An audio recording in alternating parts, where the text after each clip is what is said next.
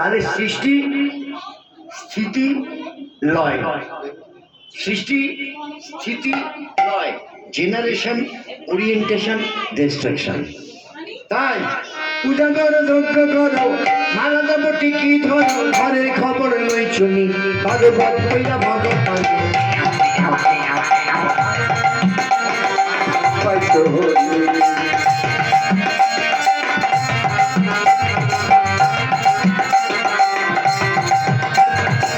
অজ্ঞ হইয়া যজ্ঞ করো, না জানিয়া বাপের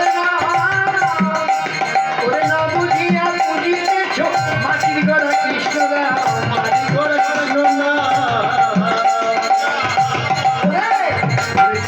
মালা জপিতেছ, ভাবিয়া কি দেখিয়াছ, শ্রীমালা জপিতেছ, ভাবিয়া কি দেখিতেছ, শ্রীমালা জপিতেছ, ভাবিয়া কি দেখিয়াছ, শ্রীমালা জপিতেছ, ভাবিয়া কি দেখিয়াছ।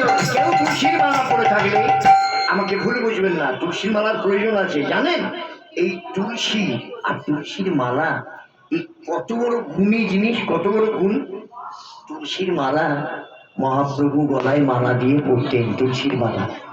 তুলসী রোগ টানে, তুলসী শরীরের দেখবেন মরণাপন্ন অবস্থায় শেষ দেখবেন তুলসী গাছের তলায় নিয়ে শুয়ে দেয়। তুলসী কিন্তু রোগ টানে, এটা জানেন?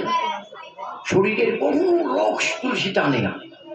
তুলসীর মালা জপিতেছ, তুলসীর মালা জপিতেছ, ভাবিয়া কি দেখিয়াছ, ভাবিয়া কি দেখিতেছ, সাপে বেলায় তুমি ভাগবত কইরা ভগবান পাইছ,